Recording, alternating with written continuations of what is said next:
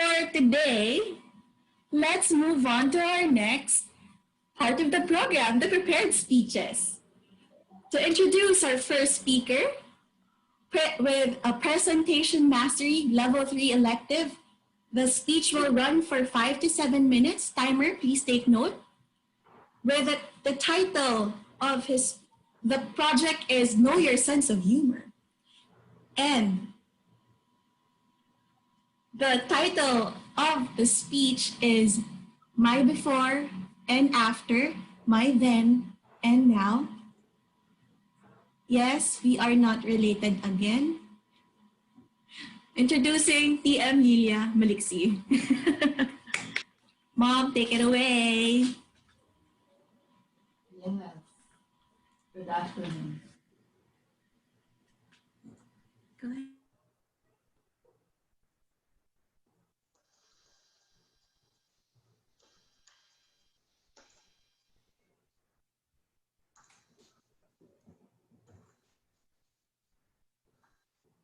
Cheers.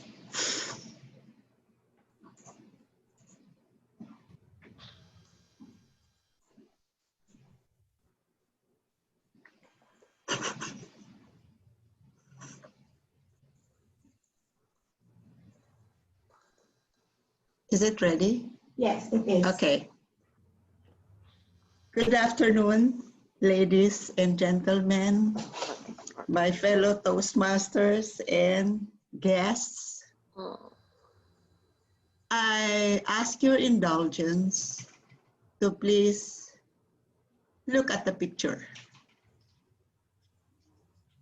I say, sometimes we have a penchant for being vulgar, but that is nature, okay?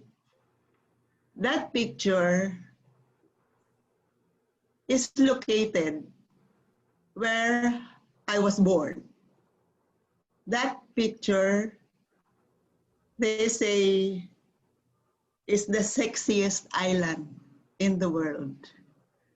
It's been centuries, maybe centuries, that it has developed. Please share again the picture.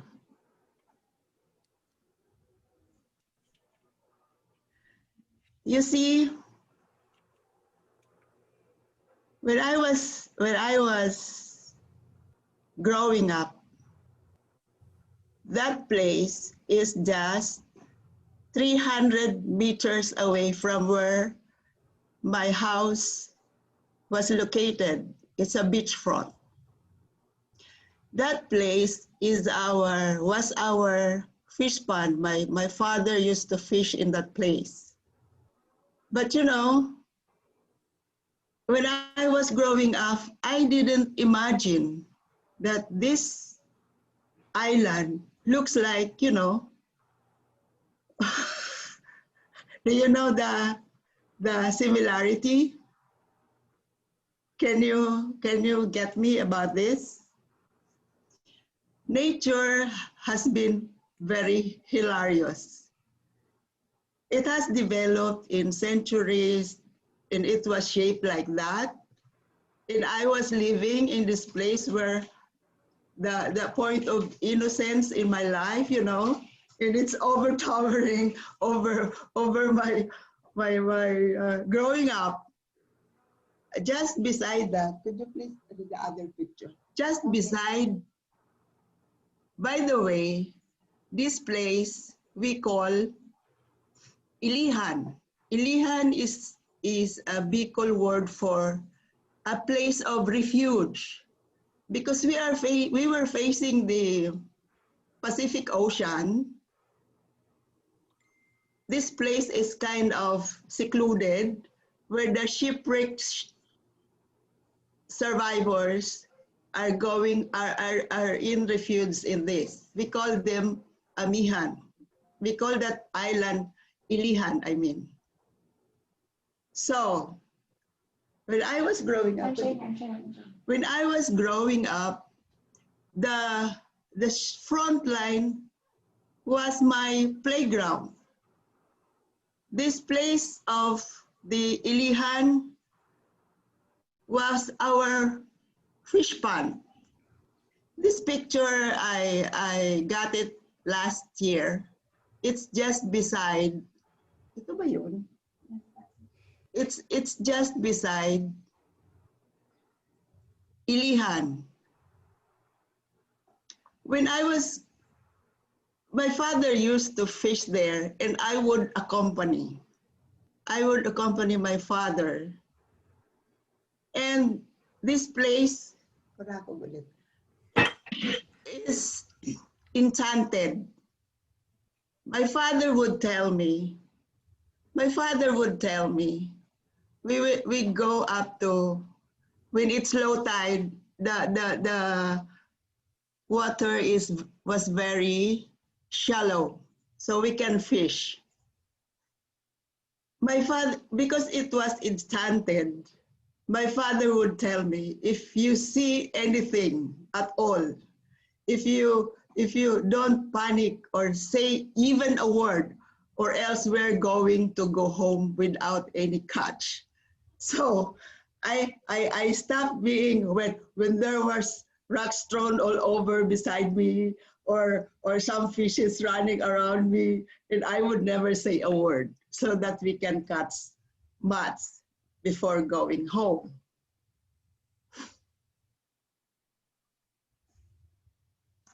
So I said, that place was my playground. I was never in my imagination thought of it as obscene because it's shaped like the man's manhood or anything. But this time, maybe around 90s,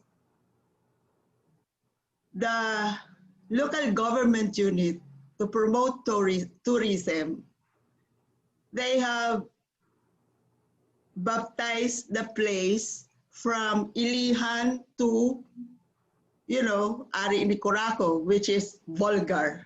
Just to promote tourism. But when I was growing up, it was never like that. We were so innocent. And, as I said, we were playing just around that.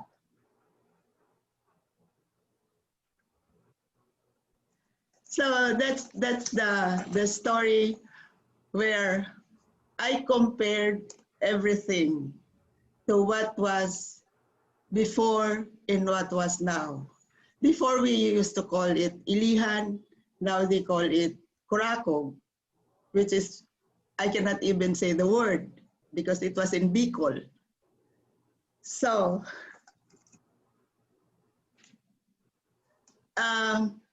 because the title of my speech is Then and Now, things are different. When you grow up, when you get old, things are different.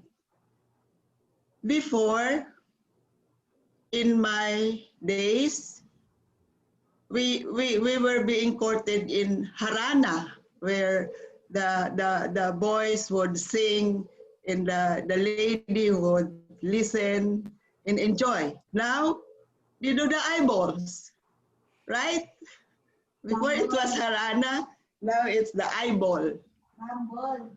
Now it's Bumble. I do not know. Maybe I'm not funded. Maybe I'm not updated. So, and the next will be, before we have the games of what do you call this? Taga-tagaan, you call it. Now, what do? We use the smartphones. So it's really different from my days. And before we have Eva Estrada, now you have Mocha Oson. The contrast of everything. That's why when you get old, you get distracted. Back to you, Toastmaster of the day. Thank you. Thank you for that wonderful speech. Yes, ma, it's not eyeball, it's bumble. But I'm glad you got it. Thank you for the wonderful speech, Tia Lilia. And now, I think that's the thing. That the way that I am now, it's because I have a very wise mother. And I think it shows why the apple doesn't fall too far from the tree, doesn't it? Okay, now for our next speaker. With the speech project of Engaging Humor, Level 3, Project 1. Engage your audience with humor. Title, How to Get Away with Fictitious, Contrived, and Outrageous Facts. To be delivered by DTM Ed Ramirez and to be evaluated by Christina Young. Let me introduce our division director, DTM Ed. DTM Ed, take it away.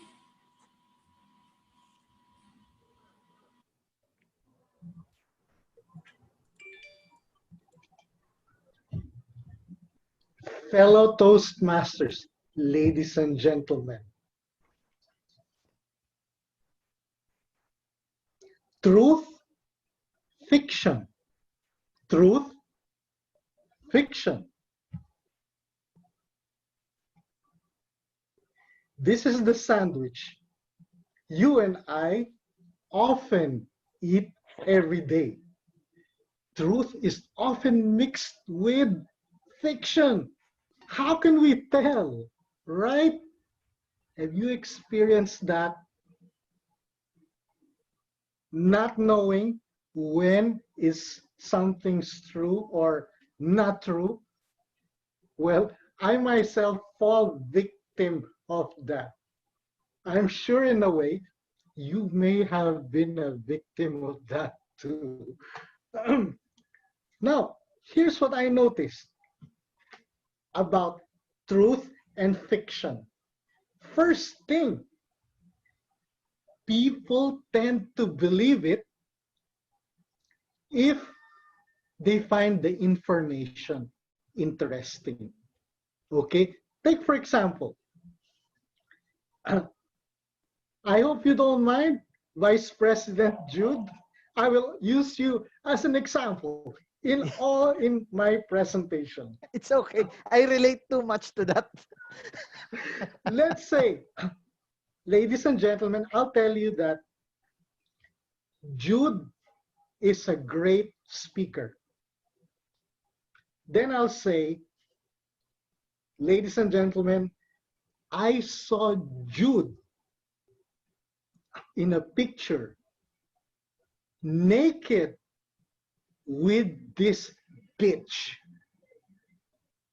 Tell me, which of the two sentences are you going to believe in? Jude is a great speaker, or Jude was naked with this bitch in this picture? Now, how does your mind function? Of course, you're gonna believe the more interesting stuff, right?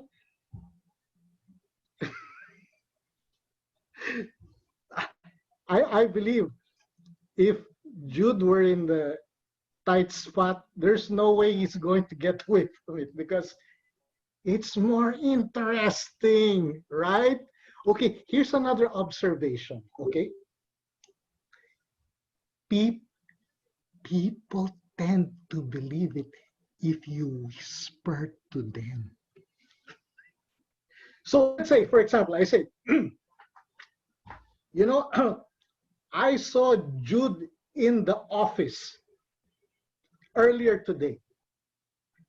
Then I say, I saw Jude with this bitch earlier today. Tell me, which one would you believe? Was he in the office or was he with this bitch? I'm sure you'd believe the latter because it was whispered. That's why be careful of those careless whispers. You know, I also noticed another thing, you know. Sometimes, or many times, people tend to believe something if the information comes from a friend of a friend of a friend of a friend who listened in a conversation in Malacanang. Isn't that credible? A credible person in Malacanang whose name isn't given, but the information came from this friend of a friend of a friend of a friend of friend. So please, ladies and gentlemen, please pass this text, because this message, because it's very reliable. It shows gives a solution to the current problem today.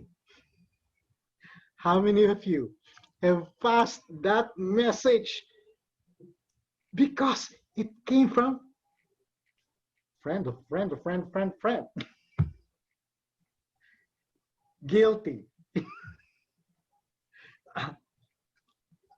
I know somebody who would believe something if it came from a reputable person. And this reputable person is a TV personality. So this TV personality said, you have to eat this thing to solve your high blood pressure. And then this person, obviously, since it's a TV personality, you would tend to believe this. Maybe not us, but somebody would tend to believe it and say, hey, Ed, you really have to take this diet because, you know, you're gonna get sick of hypertension and something like that. How many times has this happened to you? Right? When somebody tells you something because it came from a supposed personality who has no real knowledge about medicine, but because this person said, hey, you know, you can get healthy if you did this. How many times were you victim of this?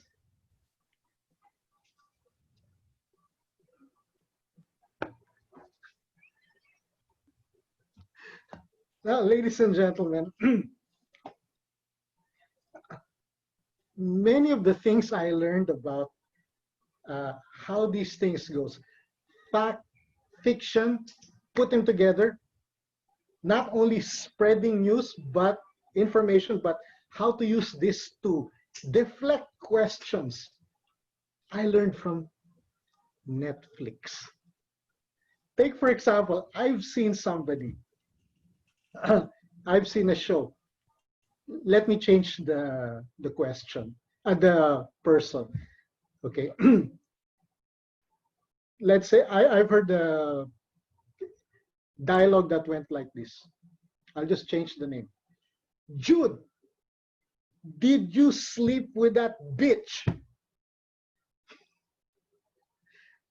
How would Jude answer to save his face without giving any facts? Jude would probably say, look, she and I were just childhood sweethearts. We're our childhood friends. You know, we grew up together. You know, why think about that? You're so malicious minded. We're just friends. Did you hear the dialogue? Did Jude really answer the question? He appealed to emotion. And you know, sometimes we're suckers to that when we ask somebody and that person gives us the roundabout and then accuses us of answering in asking crazy questions, right? But really, the question wasn't answered. Instead of answering the question, getting an answer to a question, you got what you call a smoke screen. A smoke screen doesn't give you anything but smoke, right? So anyway, just wondering, earlier I said, I saw Jude in a picture. He was naked with this bitch. Would you believe that? What if I can show you a picture right now? Would you believe it? Okay, I will show you this picture. Maybe Jude doesn't remember having a picture, but there's a picture actually. So let me show you. This is the picture, right? This is Jude and a bitch, okay? So I wasn't lying, right?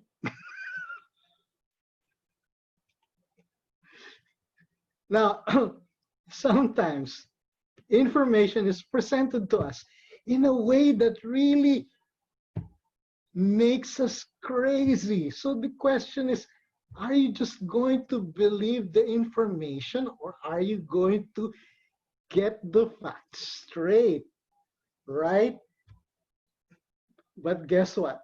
We all love entertainment and the lies that go along with the entertainment, right? Now, Jude, what do you have to say? Huh?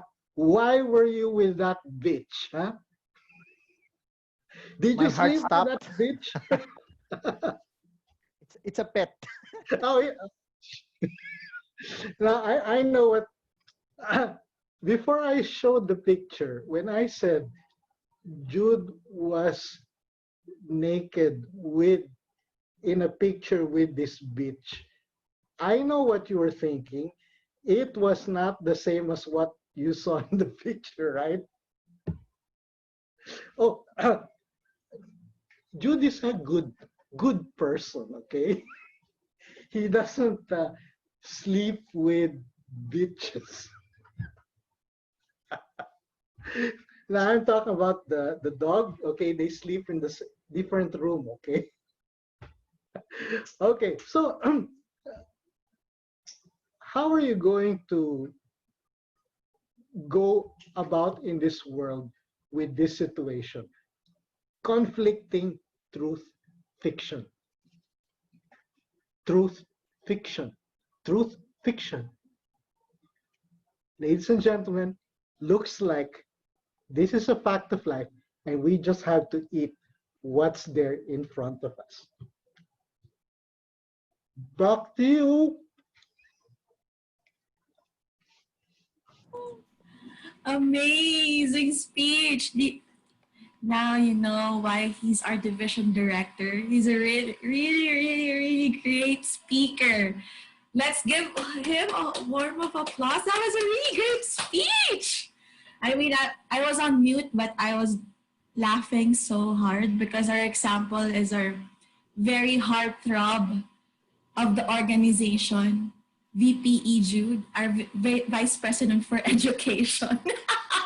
And oh my gosh, I didn't know that you were with and it was a dog.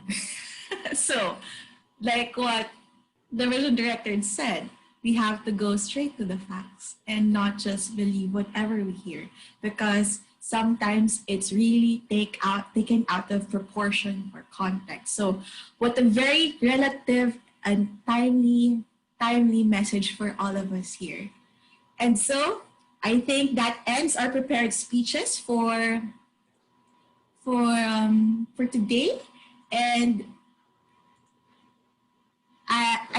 what do you think? Do we should we take a break, or should we go ahead with the evaluations? Would you like to have a bit of break or proceed with the evaluations? Everyone, a break? 5 minutes? Okay, 5 minute break, and then we'll get Bladder break, back. bladder break. Yes, 5 minutes, and then we'll get back to it for the evaluation portion. Just so guests would know that evaluations are to the speeches from before, right? Yes.